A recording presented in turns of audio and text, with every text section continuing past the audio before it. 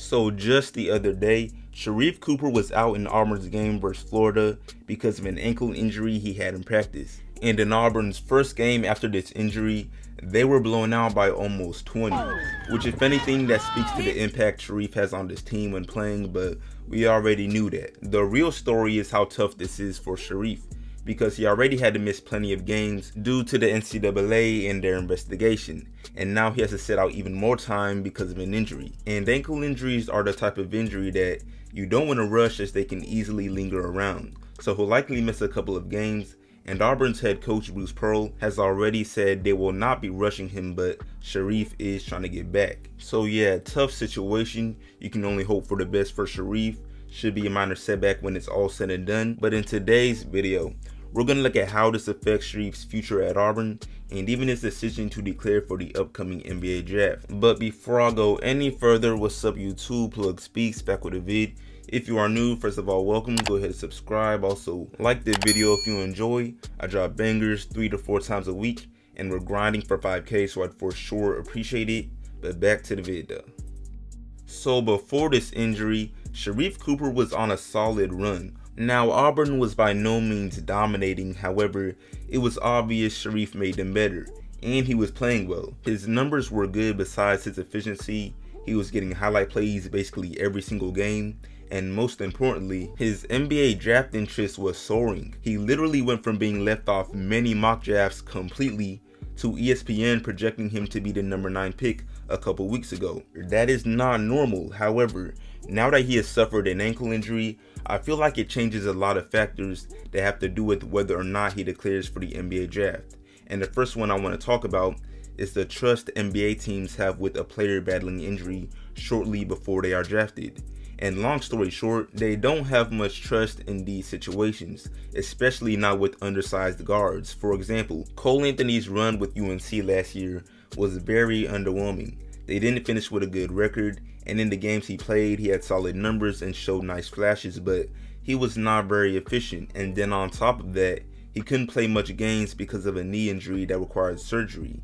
And as a result, he went from a guy expected to go top 5 in the NBA draft to falling to the 15th pick. And now I'm not here to say the 15th pick isn't awesome, but there was for sure a decent fall in his interest from NBA teams. And there's another example with Michael Porter Jr.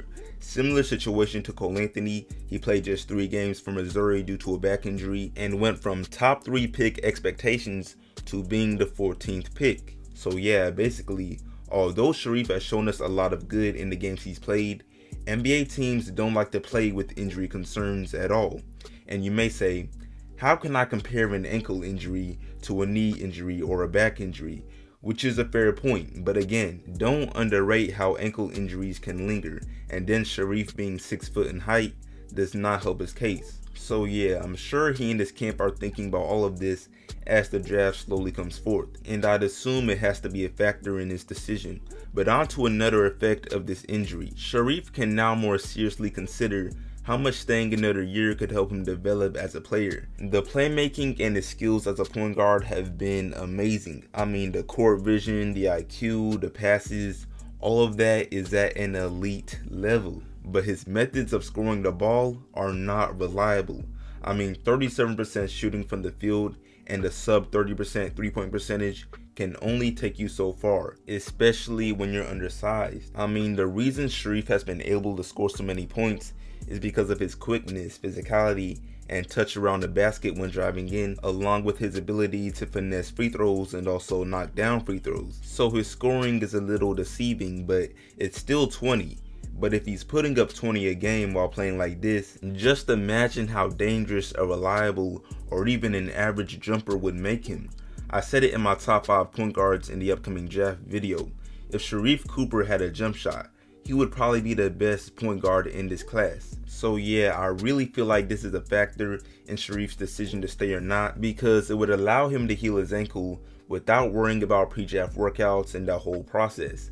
And then he would have a whole offseason to sharpen things he's already good at and to really develop more efficient methods of scoring. But yeah, on to yet another factor.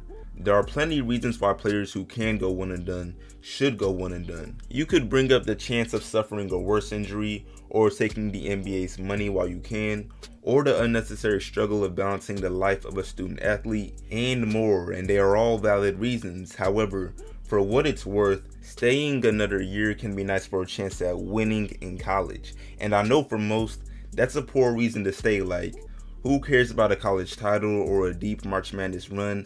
I'm trying to get that bag. However, Sharife's situation is a little different because, for one, a solid March Madness run usually has a very positive effect on the draft interest of a player. And also, Sharife wouldn't be able to experience this unless he stayed another year anyway, because Auburn has a postseason ban for this year. So even if they were good and qualified for March Madness, they would probably be unable to play. But then on top of that, Auburn has secured the 5th best recruit for the senior class in Jabari Smith. So you combine his talents with a more developed Sharife, and it creates yet another valid reason to stay another year for Sharife Cooper and just give it a chance. And you know, something that may go unnoticed is that Sharife seems to genuinely like Auburn as a program and a school. He's complimented their family field many times, and the fact that he had offers to Kentucky, UCLA, Florida, and a school close to home in Georgia Tech, and still chose Auburn, proves there's more to it than just being one and done. And I'm not trying to say Auburn isn't a great school at all. They've had a good amount of March Madness success in recent history. I'm just trying to make a point. But yeah, if you take all the stuff I've mentioned into consideration, there's a real possibility that Sharife stays another year just to be safe, and I wouldn't be surprised. Again, from a GM's perspective, NBA scout, NBA GM, no matter the position, all players rely on their ankles to a degree, but a point guard like Sharife relies on his a ton. From his speed in transition and half court to his scoring tactics of driving in for a layup or a foul, any type of injury concerns are not what you want. But before I end this off, it's only right to think about how next year's draft would look like if he stayed. And without doing too much research into the class under him, we should already be able to agree that if he develops a decent jumper, he's a top 5 lock, maybe even a top 3 pick in next year's draft, which would be crazy for a 6-foot guard.